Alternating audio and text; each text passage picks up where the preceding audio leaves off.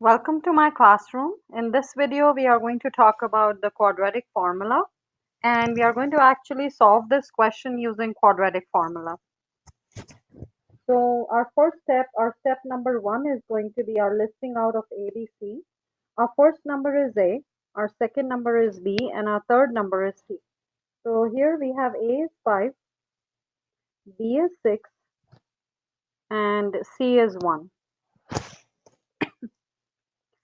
Now, our step number 2 here would be actually writing down our quadratic formula. X equals negative b plus or minus square root of b squared minus 4ac over 2a. So hopefully you have this formula with you, students.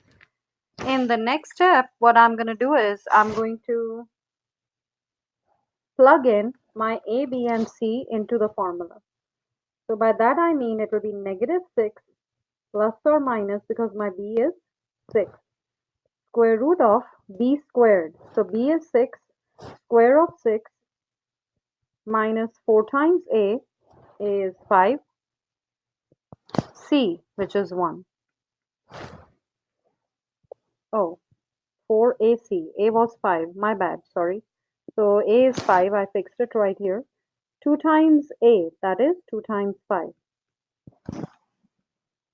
All right. In the next step, we are going to calculate, we are going to move on into further solving it out. Negative 6 plus or minus square root of 6 squared is 36 minus 5 times 1 is 5, and then 5 times 4 is 20. So always remember I have to first multiply this and then subtract. So I got a 20 here, so I'm going to bring that 20 here. Everything divided by 10, because 5 times 2 is 10. All right, so next step, we'll have step number 5, negative 6 plus or minus square root of 30 minus 26 is 16.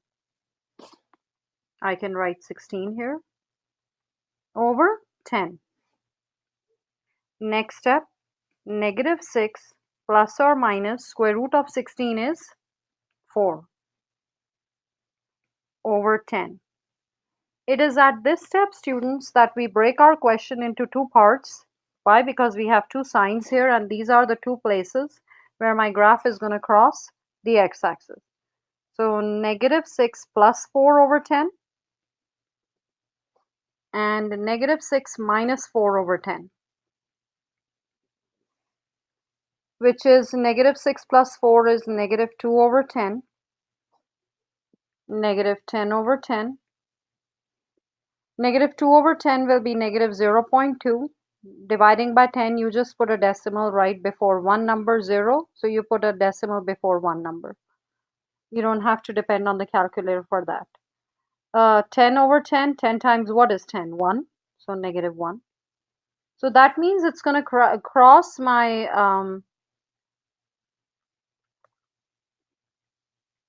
pretty much it'll make more sense if I draw it right here for you, because if this is 0, 0, negative 0.2 and negative 1. So that's how my graph is going to pretty much look like. So these are the two answers for the x-intercept, or the solution of the question, or the point where your y actually becomes 0. These are the points for x which will make your y value 0. That's why they are called the zeros of the function. So I hope I made some sense here. Please let me know if you see a mistake, or if I can improve anything. Um, Thank you for watching. Like, share, subscribe. Have a good one. Bye. See you in my next video.